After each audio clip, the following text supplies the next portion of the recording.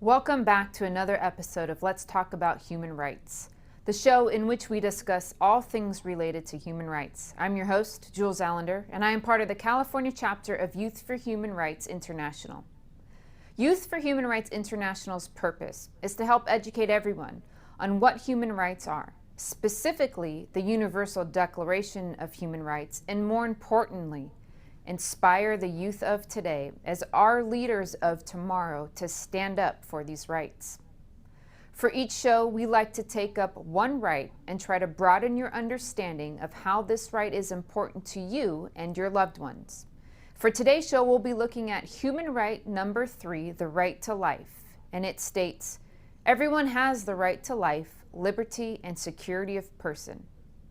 Let's take a look at a short video about this specific human right. It greeted you at birth. It was there for your first step, your first mistake, your first kiss. It's with you when you win, when you lose, when you pick yourself up again. In every moment,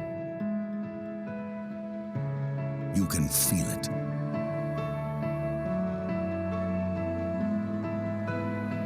Life. Human right number 3, the right to life. What are human rights? Find out at youthforhumanrights.org.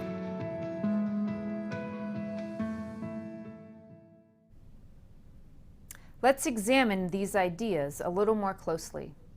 The right to life should be thought of as incredibly expansive, big, broad, and encompassing.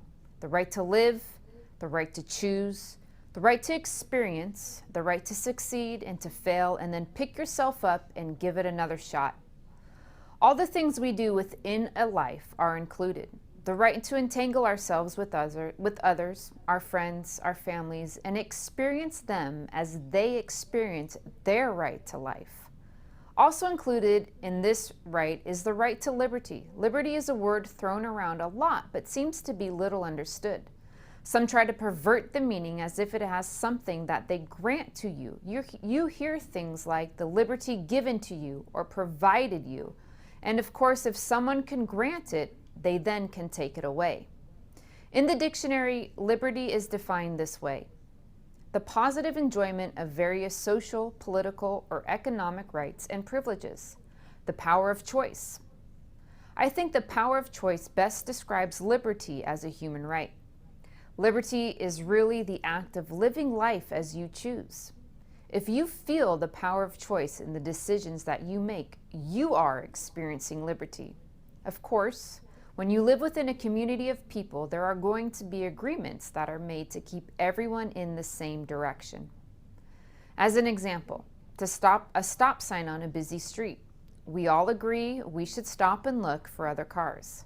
But the first agreement that needs to be made is that you want to live in that community. That is when you would most thoroughly experience the power of choice.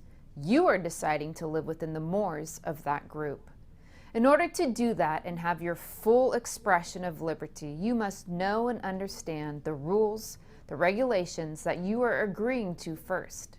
This sounds involved, and it is, but it is at the bottom of many, if not most, complications we experience in our society. There is someone who lives amongst us who is not in agreement with the rules the rest of us agree to, so they feel that they are being forced to act in a particular manner. All because they didn't take the first step of deciding whether or not they wanted to be a part of the group. But this is liberty. It is the power to choose. The final aspect of this human right is the security of person. Security, in this sense, means to be free from danger. Why would this idea be a part of the right to life? Because others do not have the right to endanger your life or your family's life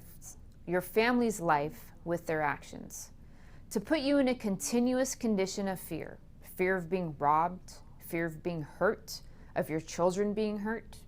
You have a right to be and feel secure in your own home, at your workplace, and on the street in your community. To feel secure that your other rights are intact. But neither do you have any right to endanger another. Blowing through a stop sign because no other car was there is not a right you enjoy. You agreed to stop and look, and that is what everyone living around you expects you to do.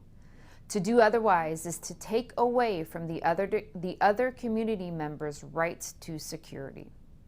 It can be easily seen that if you wish to have all of your own human rights secure, then the human rights for others must also be secure. No one lives in a bubble and has no involvement with others. It behooves all of us to do as much as we can do to not only secure our own rights, but also secure those same rights for everyone else. Let's now take a look at how your right to life, liberty, and security of person can be degraded and slowly taken away. The first thing to notice is that often these rights are spoken about as if they are given to you rather than created by you. No one can give you or provide for you these rights and freedoms. They can only make it difficult for you to experience them or prevent you from experiencing them. When you see people promoting a dangerous environment, what most often comes hand in hand with that is the idea that you will need to suspend some of your rights for your own safety. You will be asked to give those rights to another. In this manner, you are asked to slowly give up your rights. The commonest way of preventing these rights is to never let anyone examine and understand these rights for themselves. With that said, the best way to preserve your rights is for you to not only know and understand them, but to ensure everyone else knows and understands each right. My guest today is Kathy Wilson. Kathy and the organization that she is with, New Day for Children, work to give children who have been abused and sex trafficked a second chance at making their own life. New Day for Children provides these children with access to a safe environment to recover in while funding their education and any medical assistance they may need. And with that, I would like to welcome Kathy to our show. Hi, Kathy. Thank you, Jill. Thank you. Hello. It's so good to be back with you. Yeah, it's very good to have you back. I do have to tell you, the interview that we did, whether it be, I think, a year to 18 months ago, was and still is one of the most profounding interviews that I have done. It really opened my eyes to a lot that maybe I thought I was aware of, but I did not know. And then, wow, I'm getting choked up. And then the amount that your organization does and the success that they have, it really touched me. It really opened my eyes to look around me, and even more so,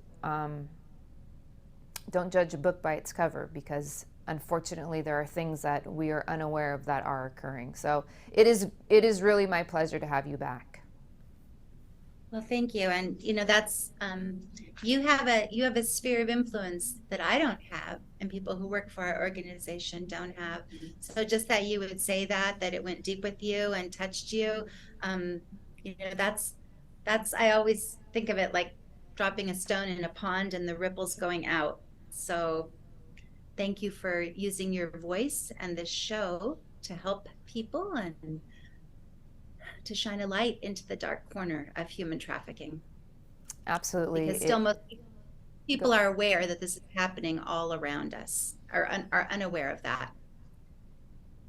Yeah, absolutely. It's my pleasure to do so, and I find that very true, that the unawareness is startling, but that is why you and I do what we do. So, Yeah. So let's go ahead and, the cause that A New Day for Children has is a wonderful cause, and tell me how you got started in this field.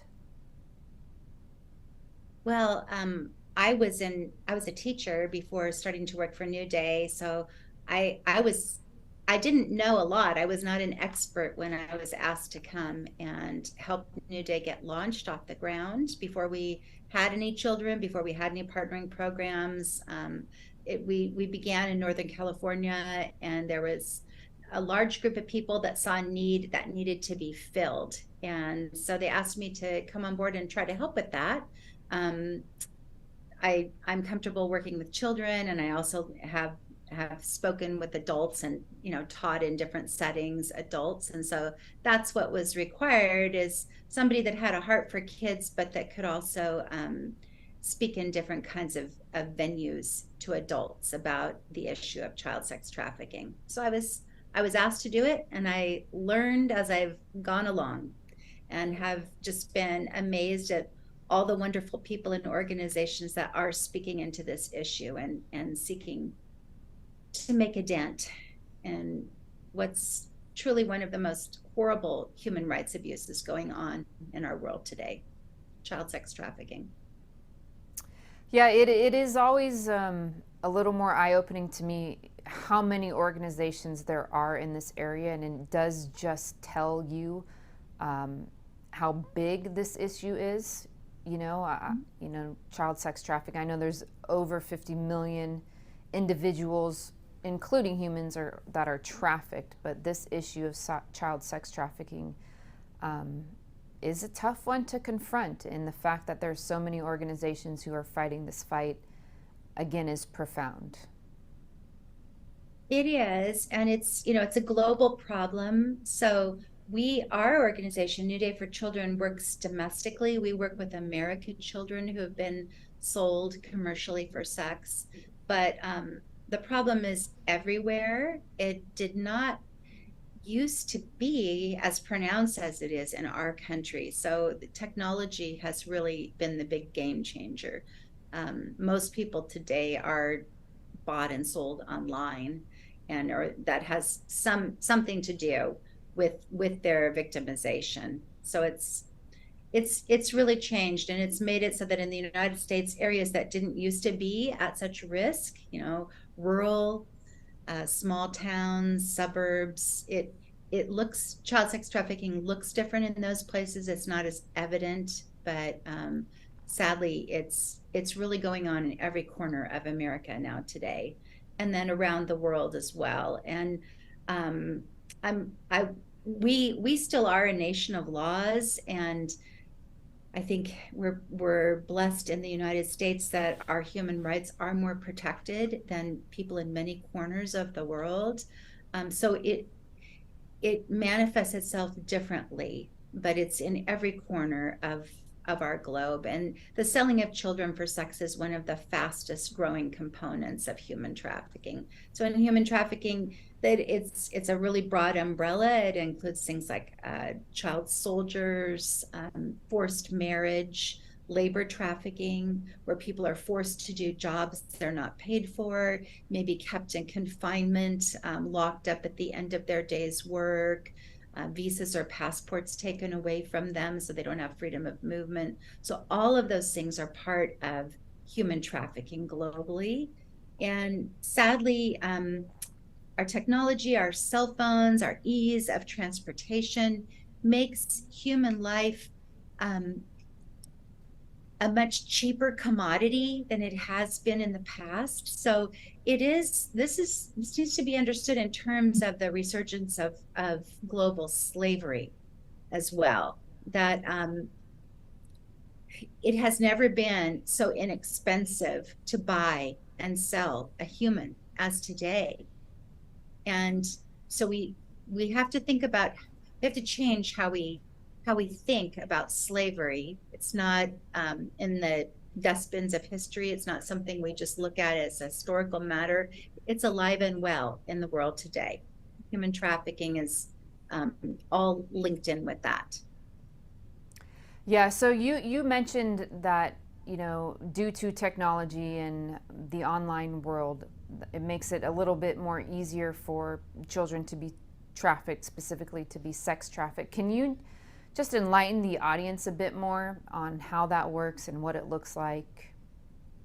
Well, when you were doing your talk at the beginning, I was moved by what you shared about the right of life, liberty, power of choice, and security of person. And as I was listening to you, it brought to my mind the story of the second girl that we took care of.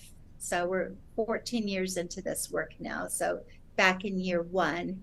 And she was a California girl. I was on vacation up in Washington, and I got a call from her mother, very distraught, almost screaming on the telephone. So I had to try to calm her down just to understand what she was saying. And she told me they're out there right now. We can see them through our windows. And she was talking about the traffickers of her daughter. And her daughter at that time was 14. She had been first taken. And this was in a city in the Bay Area in California. She'd been taken at gunpoint in an alleyway by three men forced into a car. She was walking home from school when she was 13. And they told her she was now working for them. They had a gun. They threatened her family, and they made it very clear to her what working for them entailed, which was being put out on the street to solicit for sex as a 13-year-old, to be taken by these men to hotel rooms, motels, and sold to a succession of men for sex. And this is what happened to her. The police got involved. The police rescued her, quote unquote, at one of these nights when she was out, brought her home. And this is the first that her mom knew about it. But by the time this mom learned about us and contacted us, the police had already returned her a couple of different times. And they'd learned, this little family, that the police weren't bodyguards, and they could find her in the act of this happening to her and return her to her mother, but they couldn't set up camp outside the house and protect her. And so this is what was happening to this girl and so many of the kids that we've cared for. And so this now 14-year-old girl's older brother, who is 16, had taken it upon himself to barricade the family inside the house and nailed up plywood over the windows and across the door. And so they weren't leaving the house and they weren't going to school. They were that traumatized and that fearful. So she did not have power of choice, because these guys kept coming for her. They would follow her to and from school. They knew all her movements. She had a little sister. She had a mom. And they would tell her, they'd pull up next to her as she's getting out of school and say, get in the car. And remember, we know where you live. And so if you don't cooperate, you don't do what we're telling you to do, we're going to come and hurt your mother. We're going to come and get your little sister. And if you think it's bad what is happening to you, wait till you see what happens to her. And those tactics of coercion and threats of violence are often used to intimidate and trap kids. So sometimes people will say to us, how is this modern day slavery? You're talking about kids who have freedom of movement. They're going to school. They're living at home. They could get out of this if they wanted to. And they don't understand the levels of threat and coercion that are involved to keep these kids under mental lock and key, and to keep them in a state of servitude to the people who are perpetrating these crimes upon them. So this mom called me. They were all in the house, and she said they're right outside, and we need help. So our organization, within a few days, she got her daughter up at the crack of dawn and in her pajamas. No word of warning. She didn't want any leakage of the steps she was taking to get out somehow to her daughter's pimps. And she said, honey, get in the car, we're going to the store. And she was sleepy-eyed, the girl, in her pajamas and slippers and rubbing the sleep from her eyes. They met us at a market in a nearby town in the Bay Area. We were there, we had a van, and because of the nature of her victimization and the level of danger that was present, we had an armed juvenile transport person with us who is, they're part of law enforcement, and he accompanied us on our trip to a partner program in a secure location where we were able to place this child. And I'll never forget the heartbreak of watching as this mom pulled up in her car, whisked her daughter out of the car. Girl had no idea what was going on. And she said, honey, you need to get in the van with these people. They're going to help you be safe. And her daughter immediately burst into tears and said, Mommy, I don't know them. What are you talking about? I don't want to leave. And she said, honey, you know, I can't keep you safe. And we need help. And so they threw their arms around each other. They were both sobbing. And we took her into the van. It was a very quick whisk, 5 minutes in this parking lot of this grocery store in the early morning. And our program, the partner program where she was going was, it was about almost a 6-hour drive. And the whole way in the van, she cried softly in the back seat. And we stopped at McDonald's midway and got her lunch. And as we were doing that, she was just crying and saying, you're not going to be able to keep me safe. You're not going to be able to keep me safe. And she's 14 and in a car with a bunch of strangers. And finally, we pull up at our partner program. And the first little girl we cared for, who was abducted at age 10, stepped in the trunk of a car and transported down to Mexico. So that's a whole nother story. She ran up to the van. When she came to us, she was 14. She was locked in a brothel in Mexico for 4 years, and one of the most brutally treated children that we've ever encountered, and rescued by the FBI. She came running up to our van, and she was so happy not to be rattling around in our partner school alone by herself anymore, and opened the door. And when the other girl got out of the van, wiping the tears off her face, the other little girl who was 14 looked at her and she gave her a big hug and she said, you're gonna love it here and they keep you safe. And that was what the girl had just been saying over and over on the whole ride up to this safe place. You won't be able to keep me safe. And so just the welcome from the first little girl that we ever encountered, and seeing that meeting and seeing the change over the time that took place in that girl who was deprived of life and liberty and her power of choice. After girl number 2 had been with us for close to a year, the average length of stay of kids in one of our programs is 15 months. But depending on the family situation, if they were trafficked by gang members, if they were trafficked by a family member, sometimes they're with us for years if they don't have a safe place to land. And then often we're still involved with these kids post-placement, after they graduate. If they do have safe family members, that's always our goal, is family reunification, working with the families to look at what does it look like for safe reentry for your daughter? Is the school she was going to a safe place to be? All that. So after girl number 2 had been with us for about a year, she had grown and changed and gotten back on track in school, and she'd gotten very healthy and great physical shape, learned to swim. And the DA of the county where all this took place for her said she'd never seen such transformation in one of these kids. And this girl said, I want to testify against him. I want to go to court. I want to help put him away so he can't victimize other kids.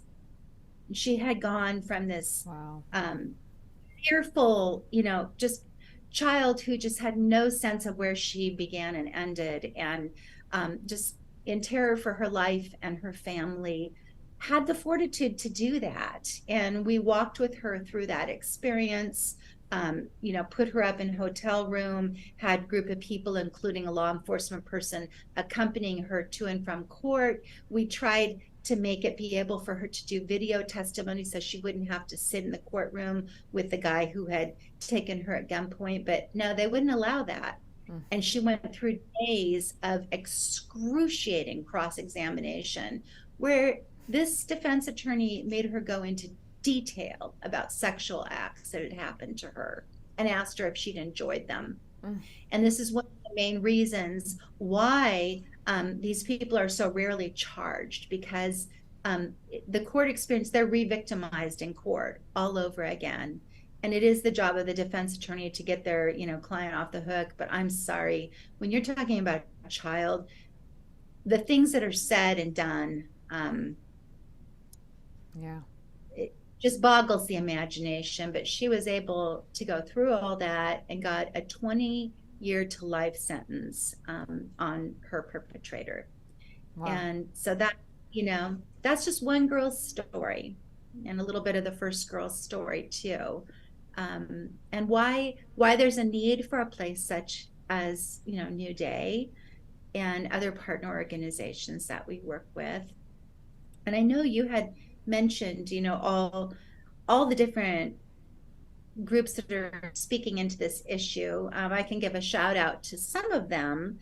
I'm thinking we're going in a couple of weeks to Washington, D.C. There's an event called the Just Conference, which is the country's largest symposium on child sex trafficking, and it's done by a group called Shared Hope.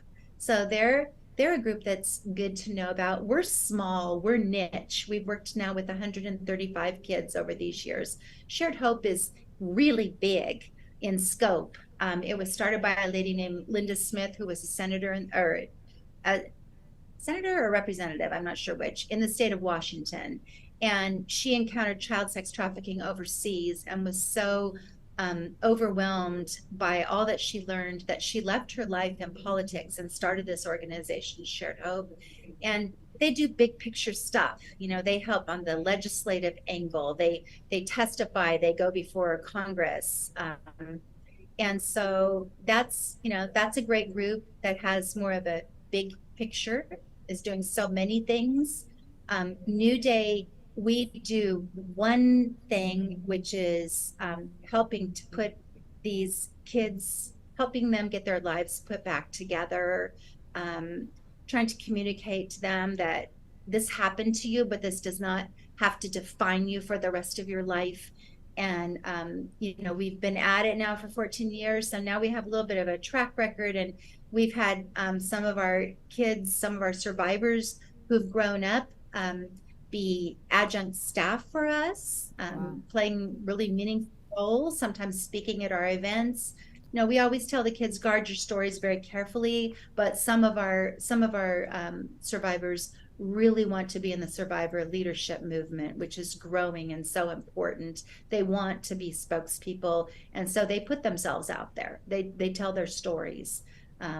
And so some of those girls are attending the Just Conference with us, actually, to engage with people, to go workshops themselves. There's a group called Thorn, which Ashton Kutcher was instrumental in starting. Thorn is great. They work from the technological end and computers, and helping to find perpetrators online, to ferret all that out. So again, really big picture, do work with the government. So all these different specialized niches need to be filled. We can't all do everything, Right. and so it is that there are lots of people with different areas of expertise, working and trying to help, put a dent into this problem. I don't like some of the slogans around child sex trafficking and human trafficking, like we exist to end slavery in our time, and we exist to make sure this never happens to any child again. Well, I mean, the sentiment, of course, I agree with, but it's really impossible to say. These things are never going to happen to anybody, but the way I prefer to frame it is, we need to all be in the fight together to try to help as many people as we can, to speak truth into this issue, to shine light into it, and help as many people as possible out of of these dark, dark places, and then you know, they can help others, and Yeah. it goes forward that way. Because unfortunately, wherever there's a dark corner, wherever there's a person who is using their power for ill intent, we all have those choices. Right. Are how how are we going to operate in the world? Are we going to use our power to coerce others, in a bad way, for power, for personal gratification, for money? There's lots of money to be made off of exploiting people and selling people and victimizing people. And so people choose to do that. Right. And so then also it's a battle for the hearts and minds, because it comes down to each one of our hearts. And we've, you know, we've seen some great things too, with people who even have been perpetrators, Mm. who have had change of hearts, and who try to help. There was the movie, Sound of Freedom. oh, of Freedom, that came out, was based on a true story. And one of the characters in that was the man who lived in the South American country, who had been part of this, if you recall. Mm-hmm. In part, he'd been like part of our cartel, and you know, used lots of women and people who were trapped in prostitution, and was involved in trafficking of persons. And Mm-hmm. he saw the light, almost killed himself, and then said, no, rather than killing myself, I'm going to take everything I know, all the wrong things I've done, and try to atone for it, and try to be one of the people fighting, on the good side against it. And that's Right. what he did. So Yeah. we have encountered people like that here. I've encountered people like that in prisons. We have inmates in prisons in this country who are advocating for us, who've even raised thousands of dollars for us behind bars, Wow. by doing handicrafts and frozen yogurt sales within their prison, selling pizzas, painting pictures, and advocating for children, and saying, no, it's wrong to sell kids for sex, some at great personal risk to themselves. Right. So, it comes down to the individual heart level. People can change. Yeah. People do bad things can change and do. And so there's real hope in that. Absolutely. Yeah, absolutely. I mean, the story you told is unbelievably heart wrenching, but at the same time, heartwarming, right? For anyone to experience that, to think that that goes on in the Bay Area, which is one of the wealthiest places in the United States by far, um, Mm-hmm. and then the mother had no choice. And I don't have children, but I do know mothers will protect their children at all costs. And thankfully, she had your organization. And if I recall, something you said on the last time I interviewed you, your organization, because I've spoken with different organizations who deal with post sex trafficking individuals, right? Mm-hmm. And a lot of the time, Yeah. those individuals will fall back into that trade and kind of deem it or call it prostitution. Yet they have a pimp, and they have someone who is trafficking them. I mean, I don't care how you want to term it. That is what is happening. But your organization has an extremely high success rate. Is that correct? Yes, it is. Over 80% of the kids that we work with get out of the life and stay out of the life. And we started in California, but we have worked with kids from Georgia, Tennessee, um, Minnesota, Detroit, Chicago. So all over the country, because there are so few options for these kids for long-term residential therapeutic care. Thankfully, now, a lot more than when we spoke the last time, and a lot more than when we started. So, initially most of our kids went into one partner program, and we now have several around the country. We have a few in Texas, we have one in California, one in Louisiana, one in Colorado, soon to be one in Washington. So that's been a really exciting thing to see, that people are learning from the organizations that started off, the few that there were in the country that were helping to care for minors long term who've been sexually trafficked. And so more and more good ones are opening their doors. And so we're not site specific to California. In fact, my boss is visiting today our partner program in Louisiana. And so that's a really exciting thing, that there are now more options for families, for kids, localized around the country. And so we keep seeking them out, going to visit places as they open, um, and finding more options, for Right. kids to get the care that they need. So Yeah. yeah, and it's in working together collaboratively. That's how we do what we do. We raise funds to help make it possible. We have so yeah, we have supporters around the country who donate to us, Mm-hmm. and then we're able to do what's required, because in order to have the success rate that we do, you need more than a band-aid approach when it comes to kids, for the level of trauma they've experienced. It's very expensive. And Right. unfortunately, on when it comes to families, this is on the families, to care for their child. There isn't a lot of, money or government or state programs out there just waiting, for kids in this situation. And so they find themselves having to, muddle through on their own. And a lot of families don't have, a lot of extra money for therapy, for the care, for what it really is going to take, so that their child doesn't continue on, Right. doesn't fall back into learned patterns of behavior. And, sometimes drastic measures are needed. We helped one family relocate. Um, you know, they actually needed to move because it wasn't safe for their child to come back, to where they were living, to a place of victimization. Right. Think of one family in San Diego area, a Hispanic family, just a wonderful family, and their daughter was trafficked by a gang. And again, there's the threat. So she would have stayed in it. Had she stayed in that area where she was, she wouldn't have been able to disentangle herself. These are dangerous people. Many of our kids have seen other kids hurt, their legs broken, all kinds of, Jeez. things done in ways of punishment. Some of our kids have seen people killed in front of their eyes.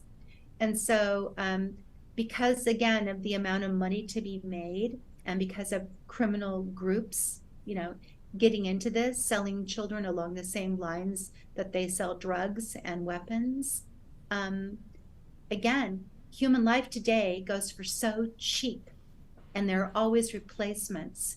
And Yeah. so, yeah, they'll do the ultimate thing and take away the life of a person to cause other kids to get in line, other people to get in line and do what they're told. Right. So it is very hard for people often to extricate themselves from this life.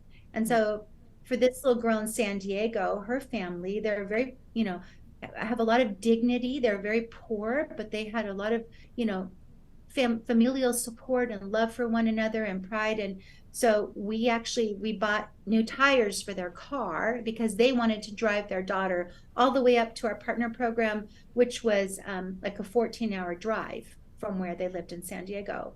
And so, the need that they had, the specific need, was new tires. And Right. then their daughter now has been with us, oh, let's see, I mean, going on 6 years. Wow.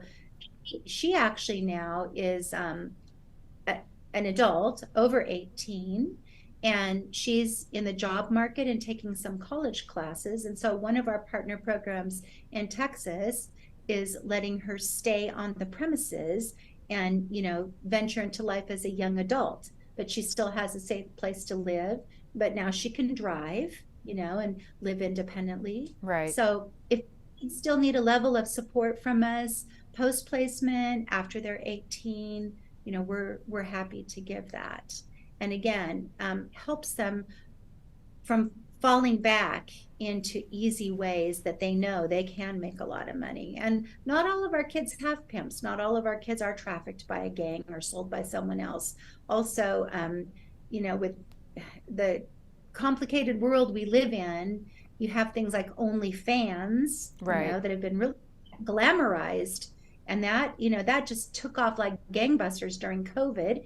And the news gives all these positive spins on it that, Right. oh, this is female empowerment. This is Right. women, taking back their power, and there's no middleman. They have no pimp. They can do whatever they want. If they want Right. to post pictures of themselves in underwear, if they want to do actual sex. Well, our kids see all this, and our kids are very tech savvy. So And so, I don't mean to, but I really, really I want you to touch on this point here, and I'm just going to ask a really, really specific question because I remember when I talked to you last time, and we spoke about social media, and I went to every one of my friends who have kids, and even online gaming, and I'm like, pay attention, like.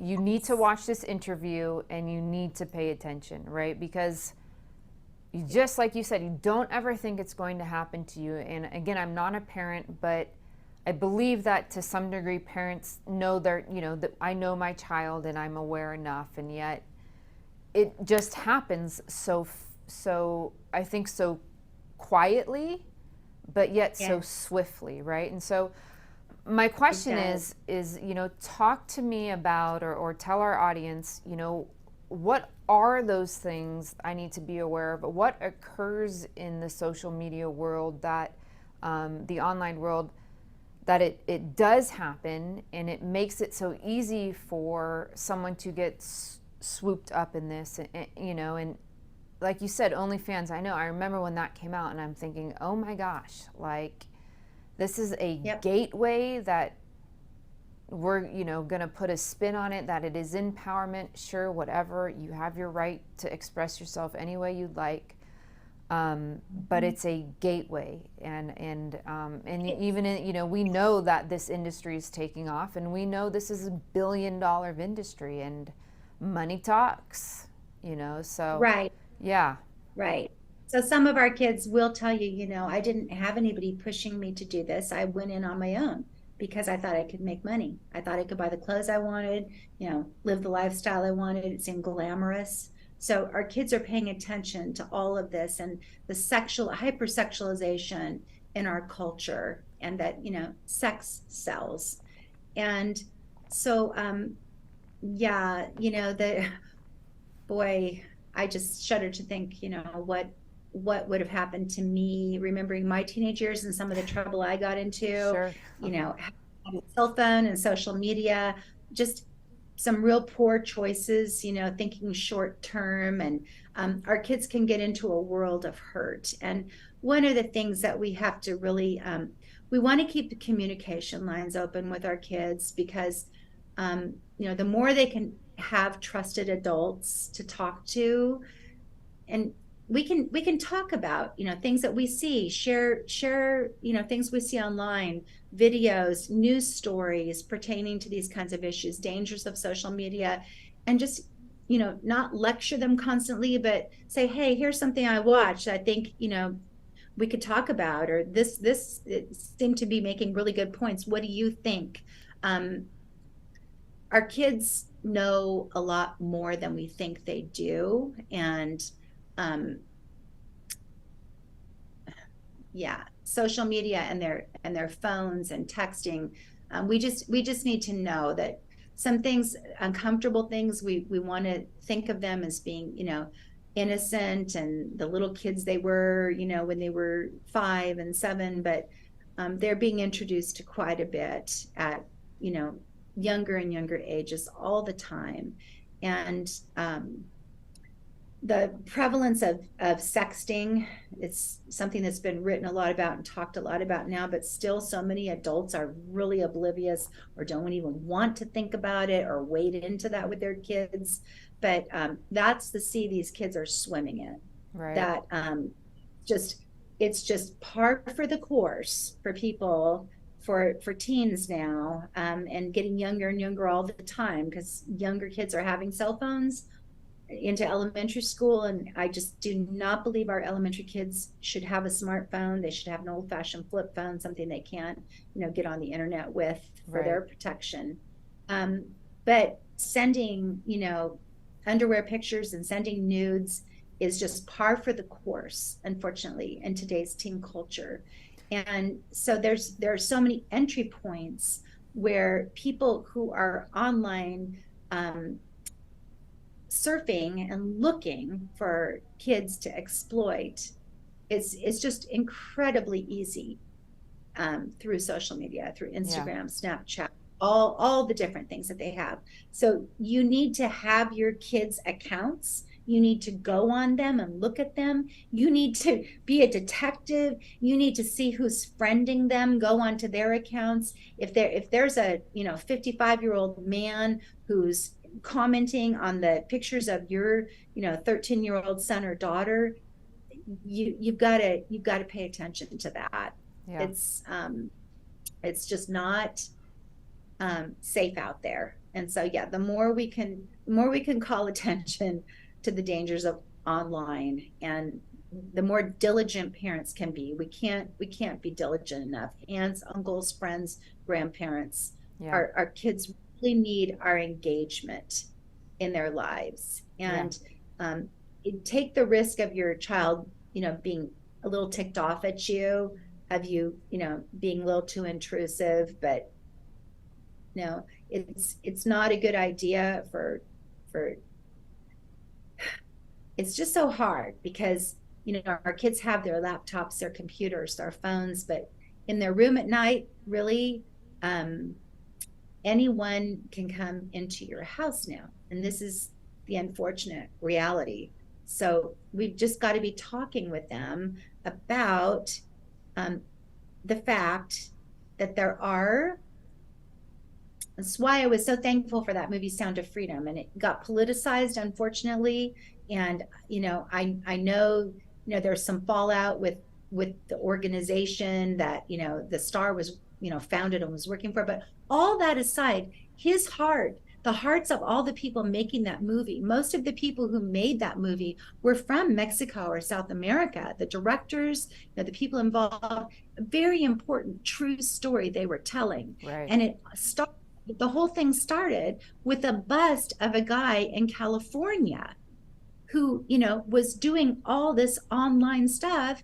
And they busted him, the FBI, the special forces in this country. And what did he have? He had all these videos of kids being actually raped and filmed, for other people's enjoyment to watch this happening.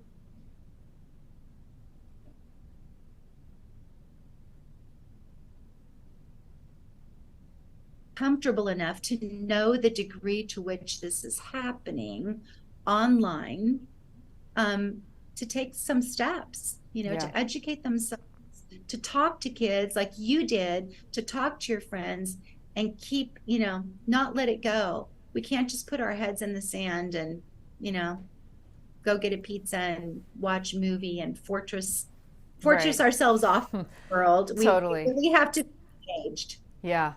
Yeah. Well, thank you so much for sharing that, because, it's one of those things where cold, hard, true facts need to be put out there, and super, super valuable information that you just gave to parents. And I could talk to you, believe me, for hours and hours about this topic, because I do believe, I don't believe, I know how important it is, and how fast it's growing, and how evil it is, and how duped people get, and it's just, it's very unfortunate and sad. And so, but we are running out of time, so Okay. first and foremost, I want to thank you, and I want to thank your organization, and just continue to shine that light. And those 140 kids, yet it may seem to you like a small number, but those are 140 lives that have been saved, because at such a high rate, that, I mean, it's no other organization that I've interviewed has had come close to that success rate, you know. So they're incredibly fortunate to have found a Yeah. group that is so passionate and very good at what they do. So anyone out there, if you fall victim or your child falls victim, please reach out to A New Day for Children, and save your child's life, or save a life of a child that may not be yours, but that you are aware of, you know. So Thank you, Joel. I could say, please, please go to our website. You can sign up to get our newsletters. We send monthly newsletters. We really, we really need people to walk with us on this healing journey, with our kids. yes, and on your site, I know you have events coming up, and so I know there is one in the Bay Area, which is November 17th, I believe. We will definitely be there, and we will make sure others are there so that, we get more shoulder to shoulder effort. So thank you again. Thank you, Jules, for having me.